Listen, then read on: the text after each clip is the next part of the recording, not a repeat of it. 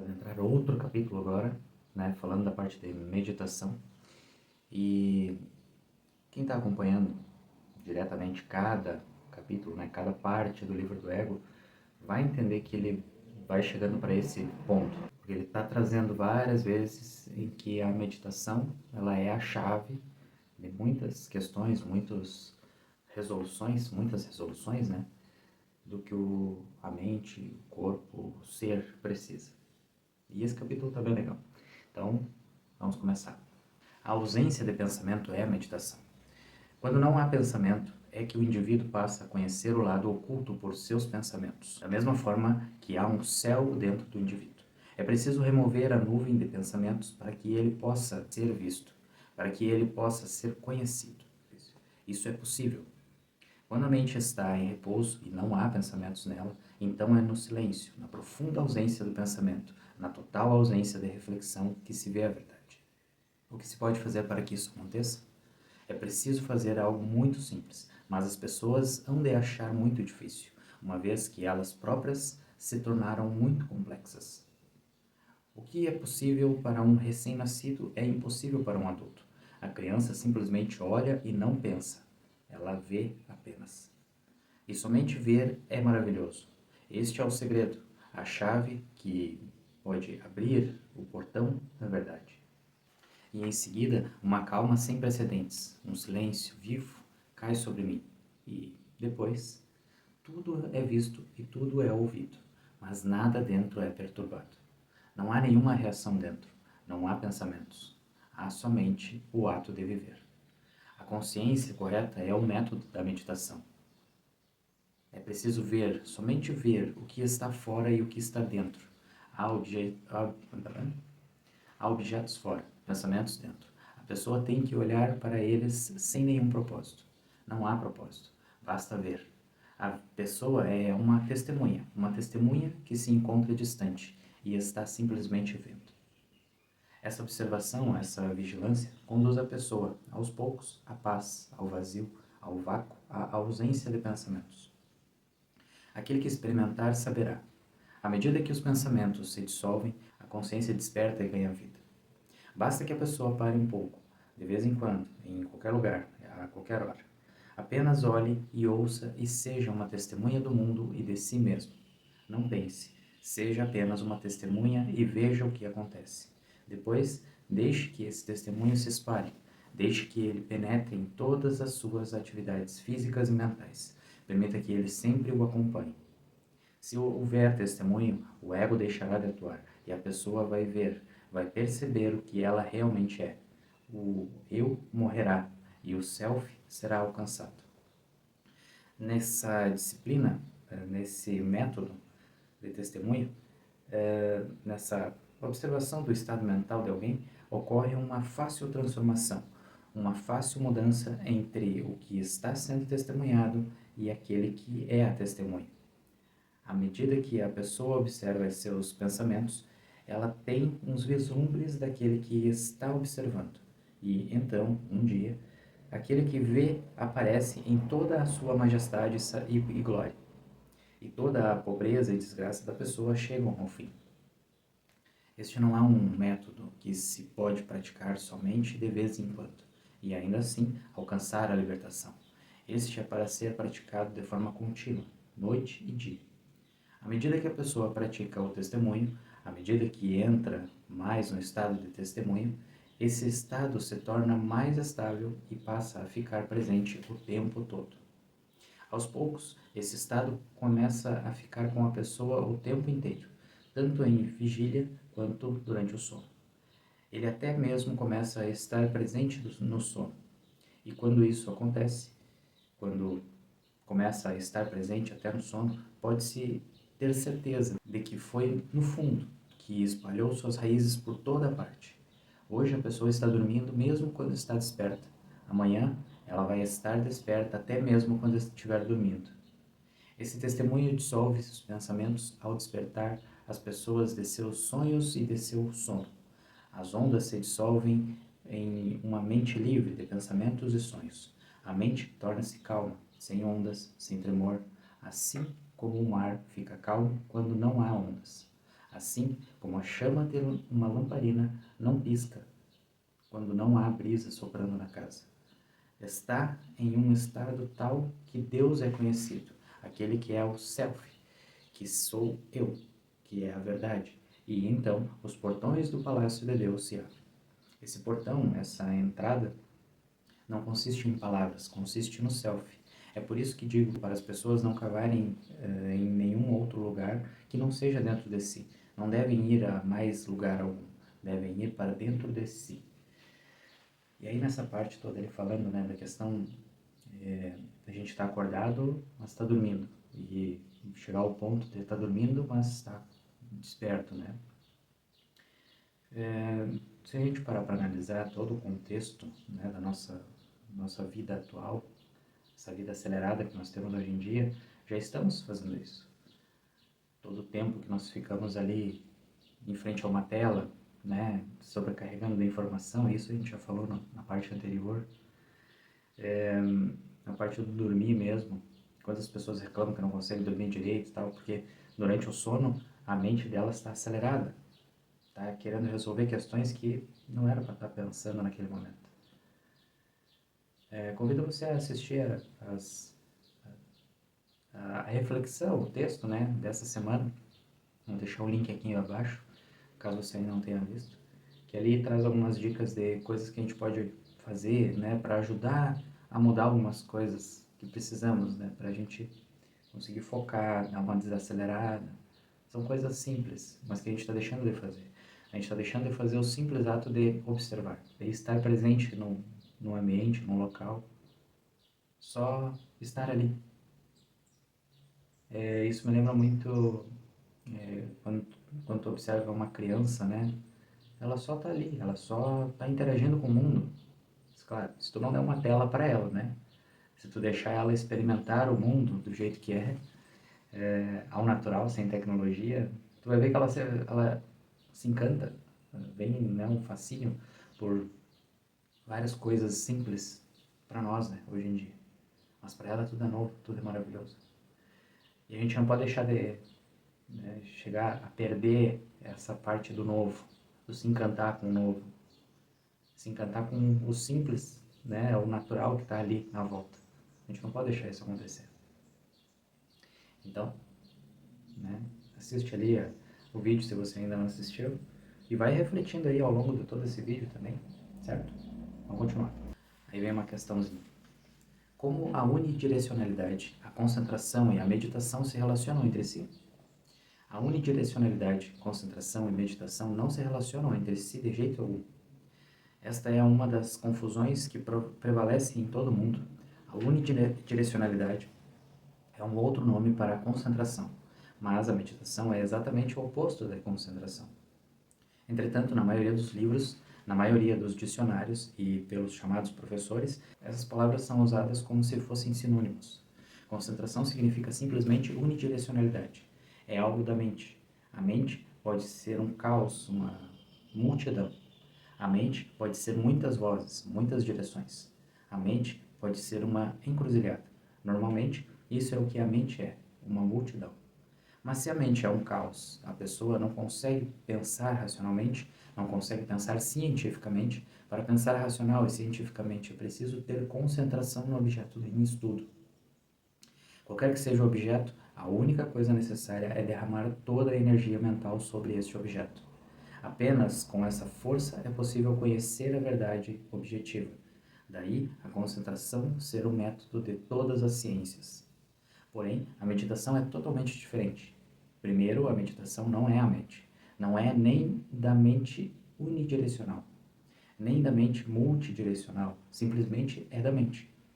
A meditação está além da mente e de seus limites. Não podem estar relacionadas. Elas são opostas uma à outra. A concentração é a mente e a meditação é a não-mente. O Ocidente, particularmente, não conheceu a meditação. Ele se manteve confinado na concentração. Daí todo o progresso científico e tecnológico, mas não conheceu a ciência interior do silêncio, da paz, de ser uma luz para si. A unidirecionalidade pode revelar os segredos do mundo exterior. A meditação revela os segredos da subjetividade de cada um. Pode-se dizer que a concentração é objetiva e que a meditação é subjetiva. A concentração move para fora, enquanto a meditação move para dentro. A concentração vai longe de si, a meditação volta para casa, para o centro mais íntimo do ser humano. A mente, a razão, a lógica, todas apontam para o lado exterior, e para elas o interior não existe. Contudo, essa é a lei fundamental da realidade interior, de que nada é realizado no mundo interior por um homem sensato. Trata-se de uma abordagem irracional, ou melhor dizendo, suprarracional, de que, para conhecer a si mesma, a pessoa não precisa da mente, precisa apenas do silêncio absoluto. A mente está sempre preocupada com alguma coisa, ou muitas coisas. Há pensamentos e pensamentos, ondulações em cima de ondulações, e o lago da mente nunca está sem ondulações. O seu interior pode ser refletido apenas em um espelho sem nenhuma ondulação. A não-mente, ou seja, o silêncio absoluto de todos os pensamentos, a ausência completa da mente, torna-se o espelho sem nenhuma ondulação, sem nem mesmo uma única vibração de pensamentos. E, de repente, a explosão. A pessoa tornou-se consciente, pela primeira vez, de seu próprio ser. Até agora as pessoas conheceram coisas no mundo e agora conhecem o conhecedor. Isso é exatamente o que Sócrates quis dizer quando disse: conhece-te a ti mesmo. Pois, sem conhecer a ti mesmo, quero adicionar ao conselho socrático, o indivíduo não pode ser ele mesmo. Conhecer a si mesmo é um passo para ser você mesmo. E a menos que a pessoa seja ela mesma, nunca poderá se sentir à vontade, nunca poderá se sentir satisfeita, nunca vai poder se sentir realizada, nunca vai poder se sentir à vontade na existência. Algum desconforto, algum sofrimento, a pessoa não sabe exatamente o que, mas uma sensação constante de que falta algo essencial, de que ela tem tudo e que ainda assim falta algo que consiga tornar tudo significativo. Seu palácio está cheio de todos os tesouros do mundo, mas ela mesma se sente vazia. Seu reinado é grande, mas ela está ausente. Esta é a situação do homem moderno. Daí a constante sensação de falta de sentido, da ansiedade, da angústia e da revolta. A mente moderna é a mente mais conturbada que já existiu, pela simples razão de que o homem amadureceu. Um búfalo não fica perturbado em relação ao sentido da vida. Para ele, a grama é o sentido da vida, e mais do que isso é inútil. As árvores não estão interessadas no sentido da vida. Basta um bom banho e um solo rico, além de um belo sol, para que a vida seja uma grande alegria. Nenhuma árvore é ateísta, nenhuma árvore jamais tem dúvidas. Com exceção do homem, a dúvida não existe na existência. Com exceção do homem, ninguém parece preocupado. Nem mesmo os burros têm preocupação. Parecem tão relaxados, tão filosoficamente à vontade. Eles não têm medo da morte, não têm medo do desconhecido, não se preocupam com o amanhã. É só o homem com sua inteligência que recebeu uma vida muito difícil, uma tortura constante. Ele tenta esquecê-la de diversas formas, mas ela sempre retorna, de novo e de novo. Isso vai continuar até o último suspiro, a menos que ele conheça algo de meditação, a menos que ele saiba como se voltar para dentro, como olhar para seu próprio interior, e, de repente, toda a falta de sentimento desaparecerá. Em um nível muito elevado, a pessoa se sente novamente à vontade, como as árvores. Em uma consciência muito elevada, ela fica tão relaxada quanto a existência como um todo. Mas o seu relaxamento tem uma beleza, pois é consciente. Permanece alerta. O seu relaxamento sabe do que se trata. Sabe que, enquanto toda a existência dorme, ele está acordado. De que adianta um belo nascer do sol se a pessoa está dormindo? Qual é a beleza de uma rosa se a pessoa está dormindo?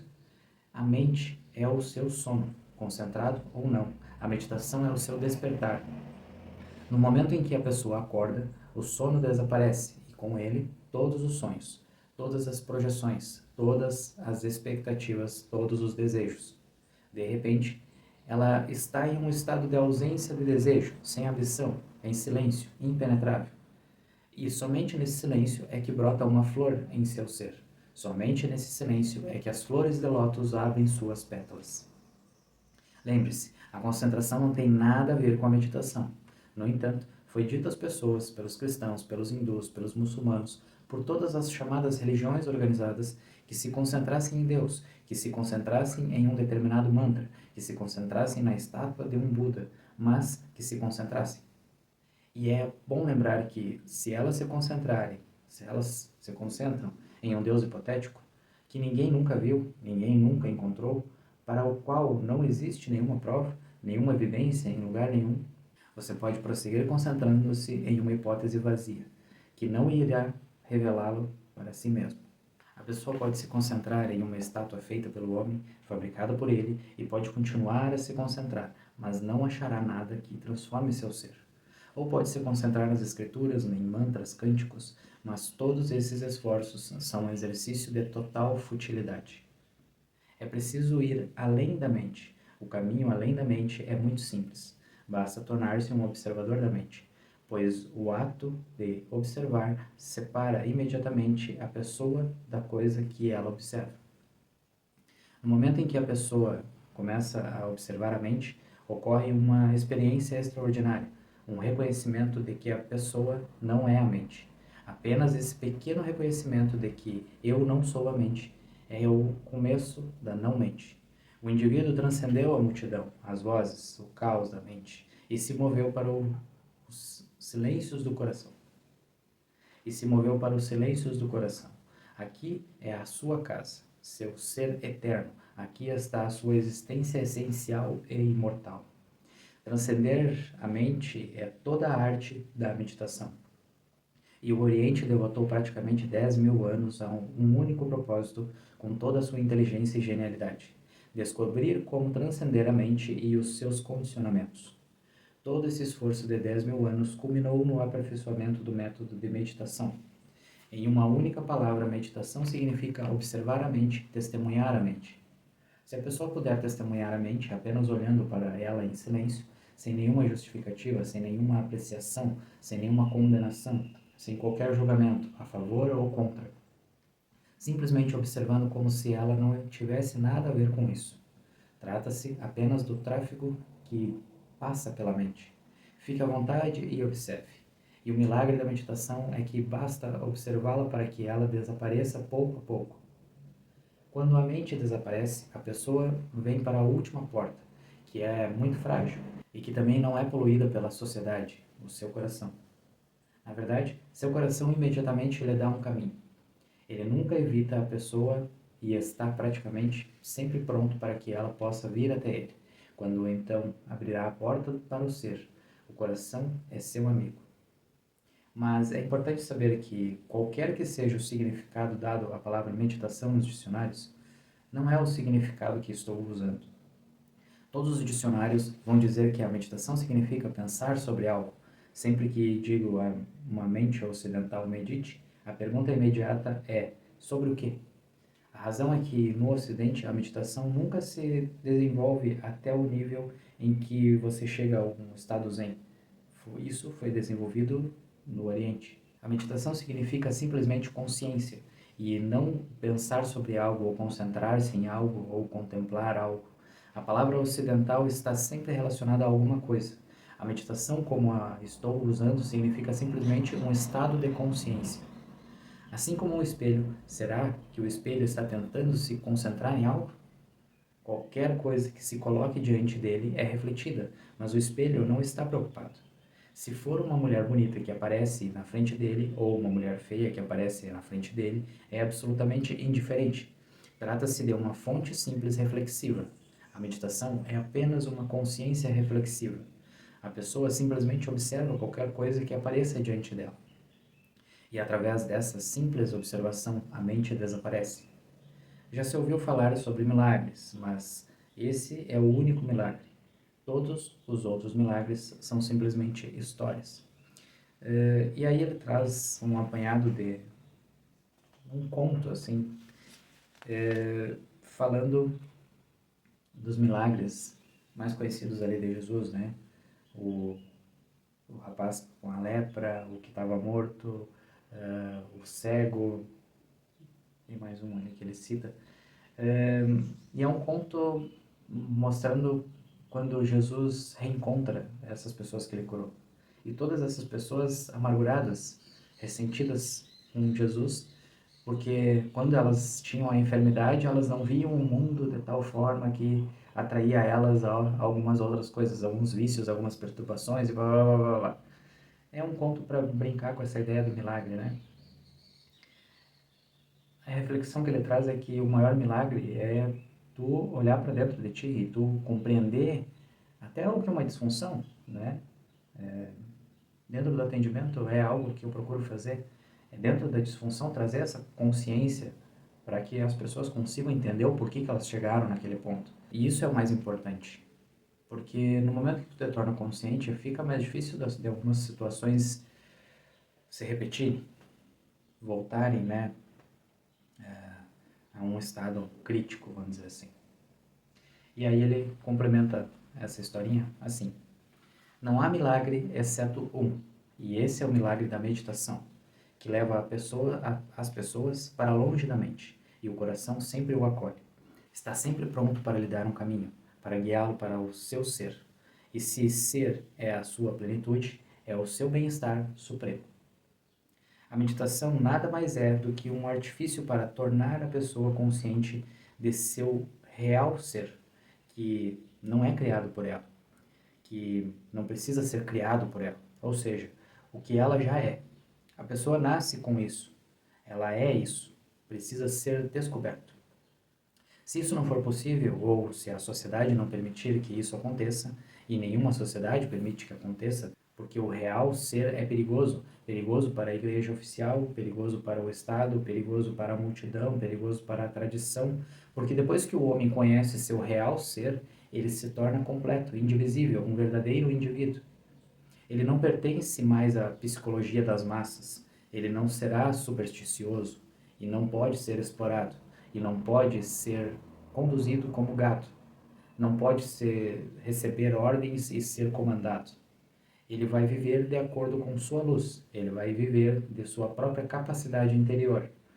Sua vida terá uma grande beleza e integridade. A meditação ajuda a pessoa a desenvolver a própria faculdade intuitiva. Fica muito claro o que vai satisfazê-la, o que vai ajudá-la a florescer. E o que quer que seja, será diferente para cada um. E é este o significado da palavra indivíduo. Cada um é único. E procurar e buscar sua singularidade é uma grande emoção, uma grande aventura.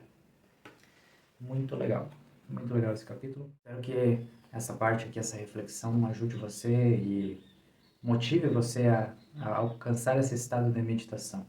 Né? E como disse, assiste o vídeo, né, da dica ali de autocontrole e tal, para você ter uma percepção do que a sua mente está fazendo, né? Os comportamentos que nós estamos tendo hoje em dia. Que, gente, estamos vivendo de uma maneira que está deixando a gente doente. A real é essa. E a gente precisa trazer isso à consciência. Parar de achar que isso é normal. Ah, é uma época diferente, é normal. Não, a gente está tornando normal, mas não é. Não é normal ficar horas vendo videozinhos curtos ali e sobrecarregando o cérebro de dopamina. Tá bom? A gente precisa voltar a saber conviver com o tédio, com o silêncio, né? A gente não consegue mais ficar tanto tempo entediado, a gente já quer pular para dopamina. Cadê a dopamina? Né? Isso é vício, gente, isso é vício. Tá bom? No próximo capítulo, no próximo vídeo, a gente começa o capítulo do amor, certo? Então, nos vemos em breve. Gratidão por ter assistido, compartilhe, curta e nos vemos em breve. Até mais.